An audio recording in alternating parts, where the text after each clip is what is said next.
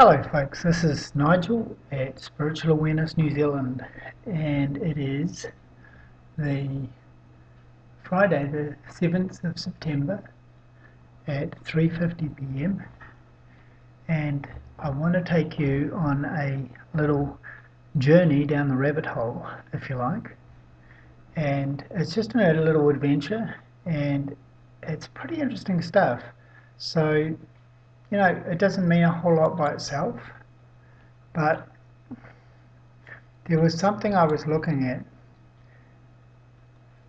When we're looking at New Zealand weather, a lot of it comes over from Australia.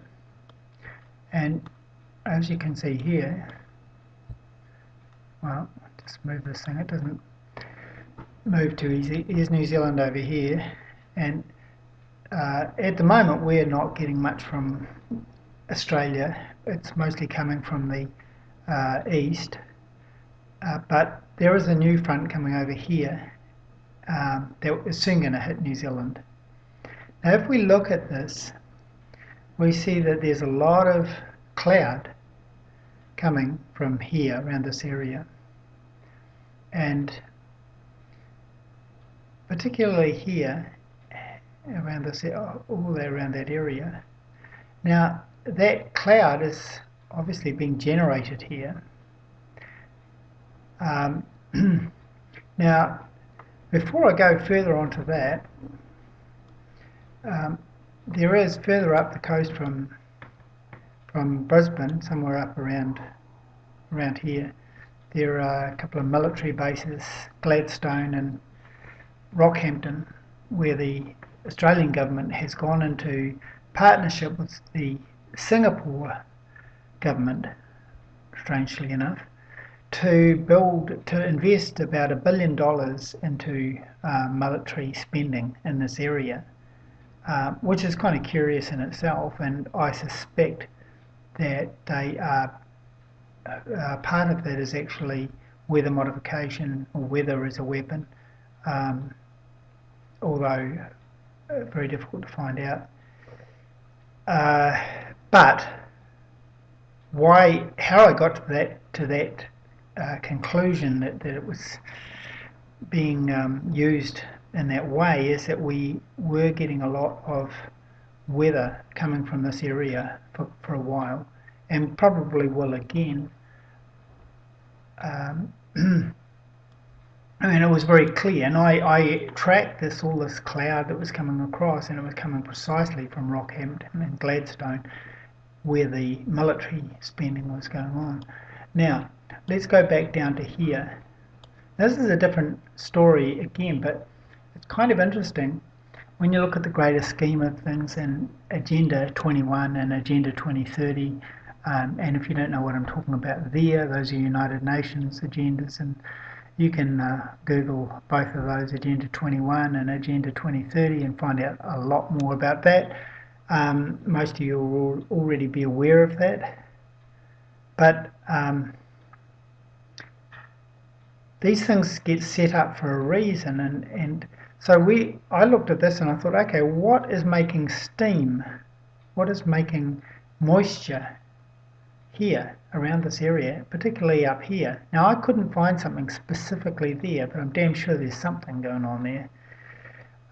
But I did find something further down about here in a place called Forbes. I've got so many bloody places lined up here, it's so many tabs, it's hard to keep track of them all. And there's another one called Port Augusta, which is somewhere around Adelaide down here. Okay, so now I'm going to show you what I found, and because here we go. Australia's first concentrated solar thermal plant enters final stage. Okay, and we'll go to that. Let's skip over to this one. This one is cool. Okay, project built on $10 million federal loan, $110 million federal loan. And this is a project using heliostats or mirrors to concentrate sunlight onto a tower that heats molten salt, right? This thing's already underway.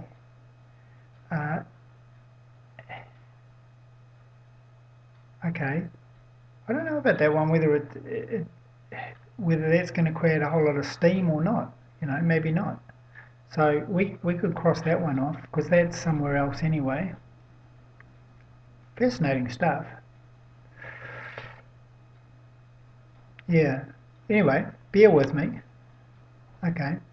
So let's go back to this one. Concentrated solar thermal. Okay. Let's go back to this.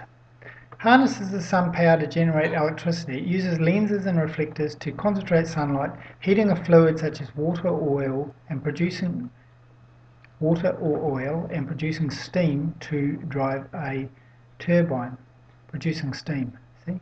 Now that steam will go somewhere. A lot of it will go up into the atmosphere, as I was showing you. Okay, the advantages of concentrated solar thermal technologies is that they provide a dispatchable energy supply. It can be adjusted based on grid demand. All very nice. Okay, cool. Okay, now there are several types of solar thermal, what are they, CST? Concentrated solar thermal. Several types of concentrated solar thermal plants. Okay, so there's different types. Concentrated solar thermal energy generation in Australia is still in its early stages of development. Okay, currently has two large-scale solar thermal plants: a 44 milliwatt plant at Cogan Creek in Queensland, and a 9.3 milliwatt facility has been added to the Liddell coal-fired power plant in New South Wales. Alright, so then I had to find out where these places are, and this one in Adelaide. Yeah, this one in Adelaide. There's Forbes, which is where one of them is, and the other one is up closer to Brisbane. It's somewhere up here. Cogan Creek. Yeah, that one. Power. Okay. Now, why is that of great interest to me? I'll tell you why. It's because this one here. Now that if we go back to this, we see that that's coming from here, which is where those two main highways are. These are main roads or whatever, highways. So it's coming from that side of, like in that triangle there, right? Now we go back to here, and we see that there is where where that steam is coming from, and here is where this existing power plant is, and actually that would definitely be contributing to the steam, if you like.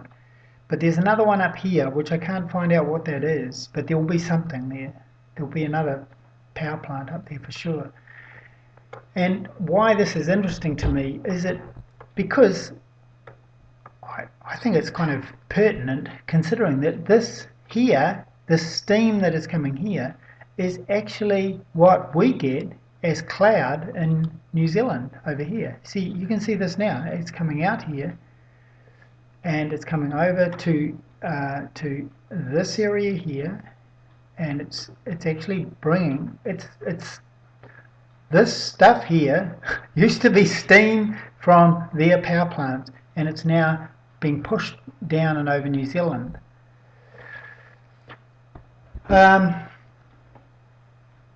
So,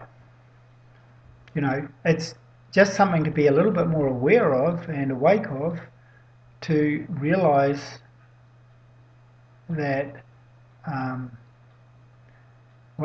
that's going on, and that is why we're getting a lot of cloud, and we'll be getting a lot more cloud when this Adelaide one, which is up here, gets under production as well, because that's going to push over here as well. So we're going to get a lot more when these guys all fire up. And New Zealand will be permanently under cloud, I would say, or for a lot of the time. Now, is that by design? And that's why I say Agenda 21, Agenda 2030, or whatever, solar management, solar radiation management. Is this being done to minimise the amount of sunlight on New Zealand to protect it? And in the last, I just saw an article yesterday where there have been a bunch of, in the last year, I don't know, like a dozen bunkers being imported from America, bought by Americans, American billionaires and millionaires and so forth, mostly billionaires, and they're bringing these bunkers over to New Zealand and burying them here, so that when the shit hits the fan, they can jump in their private planes and fly to New Zealand and jump in their bunker and bunker down. And so that's what some of these guys are doing or planning, which is quite interesting in itself. So, but that tells me that these guys believe, at least, that New Zealand is going to be a safe and secure place. Now, these the people who will be spending the money to do that kind of thing. Peter Thiel is one of them. He's got one, but they will do their research. These guys aren't stupid. That's how they got to be rich, by being smart about investments and so forth. And so when they do something like that, you got to sort of think that they know what they're doing. They're not just doing this haphazardly as just like, oh well, I guess it's Friday night, I'll buy a bunker and send it down to New Zealand. It's not like that. These are calculated decisions. They've figured out where the safest place is. And we have a valuable piece of real estate here. And sure, New Zealand is in a safer position. If there is a nuclear war, it'll be in the northern hemisphere. Sure, we'll get, New Zealand's not going to be in a good situation if there is, because the radiation will be drifting over this way as well. It affects the whole planet. But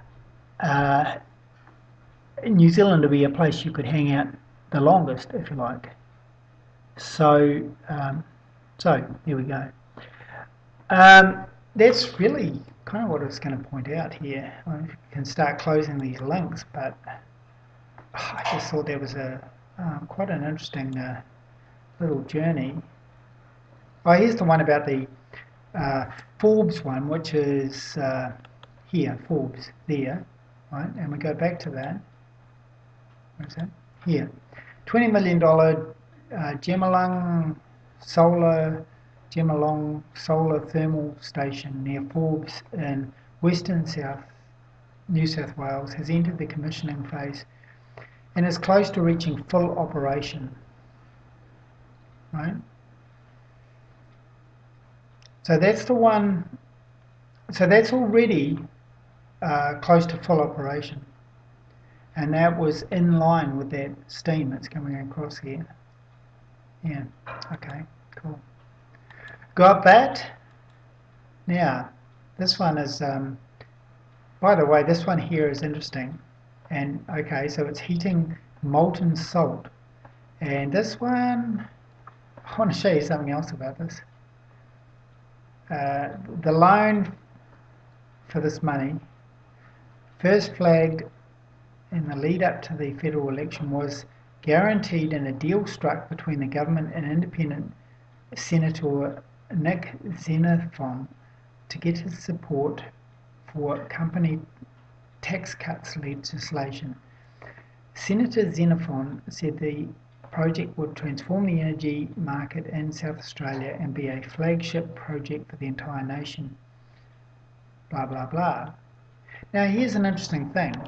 And this is another thing of, while we're down the rabbit hole, if you like, but this Senator Xenophon is a piece of work. He is a real prick, right? And when you see him backing stuff like this, you really have to get suspicious. He is a total prick, that guy. He has attacked Scientology constantly, and one will have to wonder, what's his fixation on that? But he's quite an irrational kind of a guy, and I'm not going to go into all the ins and outs of that, but yeah, crazy guy. So, as I say, you've got to wonder, it looks like a good project, but then an awful lot of things look good before you start looking at the facts of it. And look at 1080 in New Zealand, for example. Oh yeah, wonderful solution. Kill off all the the rodents and protect the birds. But when you look on closer inspection, you find it's just a disaster in progress. And we went up to the just close this stuff. We went up to the Ruahine Ranges last weekend, and we climbed right up through the forest and so forth, and there were very, very few birds. There was like one bird chirping at a time, and that was it. And so in my opinion, I mean, just from what I observed, was that the native birds, are being hugely killed off by this 1080. Now, how would we know? Nobody keeps a track of how many native birds there are. Who is assigned to keep track of that kind of thing? Well, Forest and Bird and Department of Conservation. And who is doing the 1080 drops? Forest and Bird and Department of Conservation. So, don't think that we're being told the truth on this. And I would not be surprised in the least if we're very close on getting a number of species, extinct species, completely wiped out. It's going to happen a lot faster with this 1080 poisoning. So that's about all I have to say, and I'll keep you posted with more stuff as we come up. Since this is a bit of a random video, there was an 8.1 that was downgraded to 7.8 in Fiji last night, and there is quite a likelihood of there being, there was a deep earthquake, so there will be some upcoming earthquakes as a result of that one all over the planet, and New Zealand hasn't had any sizable, like big ones for quite some time, as you're aware, and that puts us in the target range for this thing as well. So anywhere between 7 and 10 days, you can watch Dutch Sense for updates, but anywhere between 7 and 10 days, we are in for a possibility of a quake. But yeah, I mean, it's just getting very likely. Anyway, stay safe, and we will, as I say, keep you updated. This is Nigel at Spiritual Awareness New Zealand, checking